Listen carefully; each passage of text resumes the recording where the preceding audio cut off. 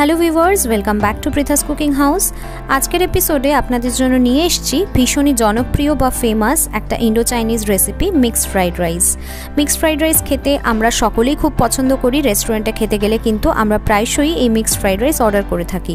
সাথে chilli chicken বা chilli fish থাকলে তো কথাই নেই। চিলি চিকেন এবং চিলি ফিশের রেসিপি অলরেডি আমার চ্যানেলে আছে, আপনারা যদি এখনও দেখে না থাকেন দেখে নিতে পারেন, লিঙ্কটা ডেসক্রিপশন বক্সে দেওয়া থাকলো।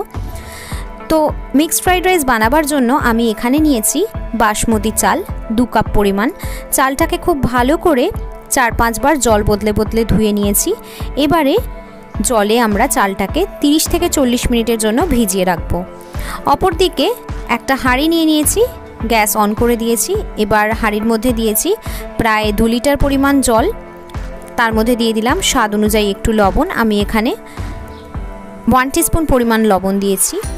যেহেতু মিক্সড ফ্রাইড রাইস তৈরি হবে তাই ডিম, চিকেন, চিংড়ি মাছ সবই আমাদের লাগবে। এখানে আমি মাঝারি সাইজের চিংড়ি মাছ নিয়েছি এবং ছোট ছোট পিস করা চিকেন নিয়েছি, বোনলেস। ঠিক চাউমিন বা ফ্রাইড রাইসে যেরকম চিকেন পিসেস থাকে সেরকমভাবে কাটিয়ে নিয়েছি। খুব ভালো করে ধুয়ে পরিষ্কার করে নেওয়ার পর কিছু মশলা দিয়ে আমরা চিকেন এবং চিংড়ি মাছটাকে ম্যারিনেট করব। চিকেনের মধ্যে দিয়ে দিলাম 2 টিস্পুন পরিমাণ রসুন বাটা এবং 1 টিস্পুন পরিমাণ আদা বাটা। আর চিংড়ি মাছের মধ্যেও দিয়েছি 1 টিস্পুন পরিমাণ আদা বাটা এবং 1 টিস্পুন পরিমাণ রসুন বাটা। তারপর দিয়ে দিচ্ছি স্বাদ মতো লবণ। আমি এখানে 1/2 টিস্পুন করে লবণ দিয়েছি। তারপরে দিলাম 1/2 টিস্পুন করে গোলমরিচের গুঁড়ো এবং এখন দিচ্ছি 1/2 টিস্পুন করে সয়া সস। এবার দিয়ে দিচ্ছি 1 টিস্পুন করে ভিনিগার। সমস্ত কিছু দিয়ে খুব ভালো করে নেড়েচেড়ে মিক্স করে দেব এবং চিকেন এবং চিংড়ি মাছ দুটোকেই 30 থেকে 40 মিনিটের জন্য আমরা ম্যারিনেশনে রেখে দেব।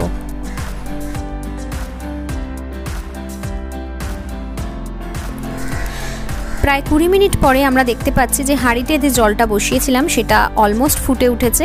এবার এই অবস্থায় আগে থেকে ভিজিয়ে রাখা চালটা আমরা হাঁড়ির মধ্যে অ্যাড করে দেব। একটা খুন্তির সাহায্যে বা হাতার সাহায্যে একবার একটু আমাদের নেড়ে দিতে হবে এবং 15 থেকে 20 মিনিট ধরে ভাতটা আমাদের রান্না করে নিতে হবে। ফ্রাইড রাইসের জন্য ভাত কিন্তু কখনোই 100% কুক করতে নেই। মোটামুটি 85% বা 90% মতো নরম হয়ে গেলে তারপরে গ্যাসটা নিভিয়ে দিয়ে ফ্যানটা ঝরিয়ে নিতে হয়। তো দেখুন ভাতের মার গেলা বা ফ্যান ঝরিয়ে নেওয়া আমাদের হয়ে গেছে। ভাতটা খুব সুন্দর লম্বা লম্বা হয়েছে আর 85 to 90% মতো কুকড আছে। এবারে একটা প্লেটের মধ্যে আমরা ভাতটাকে এরকম ছড়িয়ে ছড়িয়ে রেখে দেব, কারণ হাঁড়ির মধ্যে থাকলে ভাতটা ওভারকুক হয়ে যেতে পারে এবং ভাতের মধ্যে যদি এক্সট্রা কোনো জল লেগে থাকে সেটাও যাতে পুরোপুরি ড্রাই হয়ে যায়, সেই জন্য এরকম থালার মধ্যে ভাতটাকে ছড়িয়ে রাখাটা ভীষণই ইম্পর্টেন্ট। এবার এই ভাতটা আমরা সাইডে রেখে দেব। ফ্রাইড রাইসের বাকি প্রিপারেশনগুলো এবার তৈরি করে নেব। তার জন্য একটা কড়াই নিয়েছি, কড়াইয়ের মধ্যে দিয়ে দিলাম 1 টেবিল স্পুন পরিমাণ রিফাইন্ড অয়েল বা সাদা তেল। এবারে তেলের মধ্যে আমরা অ্যাড করব ডিম।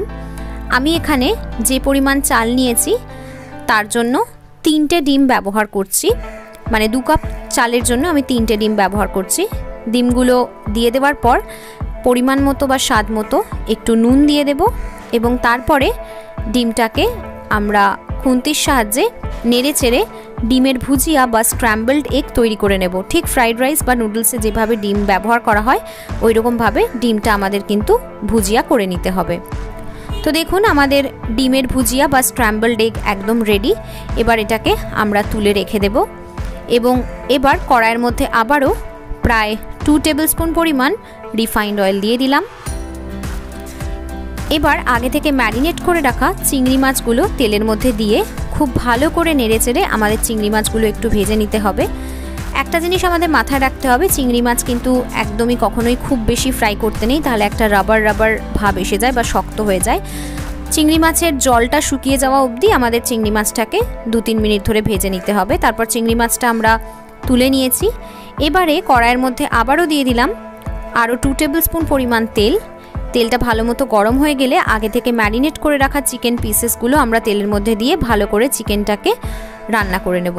এই চিকেনটা রান্না করার জন্য কিন্তু আমাদের কোনো এক্সট্রা জলের প্রয়োজন নেই। চিকেন থেকেই দেখুন অনেকটা জল বেরিয়েছে এবং তাতেই চিকেনটা নরম হয়ে গেছে বা সেদ্ধ হয়ে গেছে।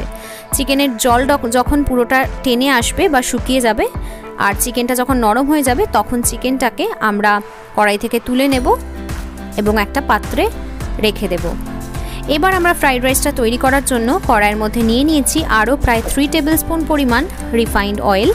তেলের মধ্যে দিয়ে দিলাম 2 টেবিল স্পুন পরিমাণ রসুন কুচি। রসুন কুচিটা প্রায় 1 মিনিট ধরে ভাজার পরে অ্যাড করব স্প্রিং অনিয়ন বা পেঁয়াজ শাকের যে গোড়ার দিকের অংশটা হয় বা যে সাদা অংশটা হয় সেটা কুচি করে রাখা ছিল, প্রায় 1/4 কাপ পরিমাণ আমরা অ্যাড করলাম। খুব ভালো করে নেড়েচেড়ে 2 থেকে 3 মিনিটের জন্য এটা আমাদের ভেজে নিতে হবে। তারপরে আমরা এর মধ্যে অ্যাড করব 1/4 কাপ পরিমাণ গাজর কুচি এবং 1/4 কাপ পরিমাণ বিনস কুচি। গাজর আর বিনসটা দিয়েও নেড়েচেড়ে আমাদের 3 থেকে 4 মিনিটের জন্য একটু ভেজিটেবলসগুলোকে সতে করে নিতে হবে বা হালকা ফ্রাই করে নিতে হবে। তারপরে অ্যাড করছি 2 টেবিল স্পুন পরিমাণ ক্যাপসিকাম কুচি। এবারে অ্যাড করব স্বাদ অনুযায়ী একটু লবণটা দিয়ে খুব ভালো করে নেড়েচেড়ে মিক্স করে নিতে হবে এবং আরও 2 মিনিটের জন্য এগুলোকে একটু সতে করে নিতে হবে। ফ্রাইড রাইসের জন্য ভেজিটেবলস কখনোই ওভারকুক করতে নেই, ভেজিটেবলসের ক্রাঞ্চনেস থাকাটা খুব দরকার, তাই হালকা সতে করে নিলেই যথেষ্ট। এবারে যখন ভেজিটেবলসগুলো সতে হয়ে যাবে তখন আমরা যে ভাতটা আগে থেকে তৈরি করে রেখেছিলাম তার 50% প্রথমে আমরা কড়াইয়ের মধ্যে অ্যাড করব এবং খুব ভালো করে নেড়েচেড়ে সবজির সঙ্গে আমাদের মিক্স করে নিতে হবে এবং তারপরে আরও 50% ভাত আমরা অ্যাড করে আবারও খুব ভালো করে এবং সাবধানে নেড়েচেড়ে ভাত এবং সবজিগুলোকে মিক্স করে নিতে হবে। খুব সাবধানে নাড়াচাড়া করতে হবে কারণ ভাতগুলো যাতে ভেঙে না যায়। ফ্রাইড রাইসের চাল একটু লম্বা লম্বা হলেই ভালো লাগে, ভেঙে গেলে কিন্তু দেখতে ভালো লাগবে না, তাই খুব সাবধানে নাড়াচাড়া করতে হবে। এবার আমরা অ্যাড করছি স্প্রিং অনিয়ন বা পেঁয়াজ শাকের সবুজ অংশটা প্রায় 1 মুঠো পরিমাণ। আবারও খুব ভালো করে নেড়েচেড়ে একটু মিক্স করে নিতে হবে এবং খুব সাবধানে মিক্স করতে হবে। 3 থেকে 4 মিনিটের জন্য ফ্রাইড রাইসটাকে আমাদের রান্না করতে হবে এই অবস্থায়। 3 থেকে 4 মিনিট পর আমরা এই ফ্রাইড রাইসের মধ্যে অ্যাড করছি 1 টেবিল স্পুন পরিমাণ সোয়া সস। ফ্রাইড রাইসে সোয়া সস দেওয়াটা অপশনাল, আপনারা চাইলে স্কিপও করতে পারেন, তবে দিলে স্বাদটা বেশ ভালো লাগে খেতে। সোয়া সসটা দেওয়ার পরও খুব ভালো করে নেড়েচেড়ে আমাদের একটু মিক্স করে নিতে হবে যাতে সোয়া সসটা পুরো ভাত এবং সবজির সঙ্গে ভালোভাবে মিক্স হয়ে যায়। এবারে আমরা অ্যাড করব প্রায় 2 টেবিল স্পুন পরিমাণ গোলমরিচের গুঁড়ো। গোলমরিচের গুঁড়ো কতটা দেবেন সেটা অবশ্যই নির্ভর করছে আপনারা কতটা ঝাল খেতে পছন্দ করছেন তার উপরে। এখন আমরা অ্যাড করছি আজিনামোটো বা চাইনিজ সল্ট বা টেস্টিং সল্ট প্রায় 3 টেবিল স্পুন পরিমাণ। এই আজিনামোটো কিন্তু অনেকেই খেতে চান না বা স্কিপ করতে চান, তারা অবশ্যই স্কিপ করতে পারেন, তবে আজিনামোটো না দিলে কিন্তু সমস্ত ইন্ডো চাইনিজ রেসিপি ইনকমপ্লিট থেকে যায়। মানে একদম রেস্টুরেন্টের মতো যদি স্বাদ আনতে চান বাড়িতেই তাহলে আজিনামোটো দেওয়াটা ভীষণই ইম্পর্টেন্ট। আজিনামোটো ছাড়া কোনো ইন্ডো চাইনিজ রেসিপি কিন্তু একদম প্রপার রেস্টুরেন্টের মতো হয় না। তো আজিনামোটো দেওয়ার পরে আমি সামান্য পরিমাণ একটু লবণ দিয়ে দিয়েছি স্বাদ অনুযায়ী। এবারে সমস্ত কিছুকে খুব ভালো করে নেড়েচেড়ে মিক্স করে দিতে হবে এবং ফ্রাইড রাইসটা আরও 2 থেকে 3 মিনিটের জন্য আমাদের একটু কুক করে নিতে হবে। 3 মিনিট পরে ফিরে এলাম। এবার আমরা আমাদের ফ্রাইড রাইসের মধ্যে অ্যাড করব আগে থেকে তৈরি করে রাখা ডিমের ভুজিয়া, আগে থেকে তৈরি করে রাখা চিকেন এবং চিংড়ি মাছ। যেহেতু মিক্সড ফ্রাইড রাইস তাই চিকেন, চিংড়ি মাছ এবং ডিম তিনটেই আমরা ব্যবহার করেছি। আপনারা যদি এগ ফ্রাইড রাইস খেতে চান তাহলে চিকেন এবং চিংড়ি মাছ বাদ দিয়ে দিতে পারেন। যদি শুধু চিকেন ফ্রাইড রাইস খেতে চান তাহলে এগ এবং প্রন বাদ দিয়ে দিতে পারেন। মানে আপনারা আপনাদের ইচ্ছে মতো কাস্টমাইজ করে কিন্তু এই একই ফ্রাইড রাইস বিভিন্নভাবে খেতে পারেন। তো ডিম, চিকেন এবং চিংড়ি মাছ অ্যাড করে আবারও খুব ভালো করে নেড়েচেড়ে আমাদের ফ্রাইড রাইসের সাথে মিক্স করে দিতে হবে এবং আরও 2 থেকে 3 মিনিটের জন্য নেড়েচেড়ে একটু আমাদের রান্নাটা করে নিতে হবে। আর আবারও বলছি, নাড়াচাড়া করার সময় খুব সাবধানে করতে হবে যাতে রাইসগুলো ভেঙে না যায়, সেদিকে আমাদের খেয়াল রাখতে হবে। আমাদের মিক্সড ফ্রাইড রাইস কিন্তু একদম রেডি টু বি সার্ভড। এবার গরম গরম মিক্সড ফ্রাইড রাইস আমরা গরম গরম চিলি চিকেন বা চিলি ফিশ বা অন্য যে কোনো আইটেমের সঙ্গে সার্ভ করতে পারি।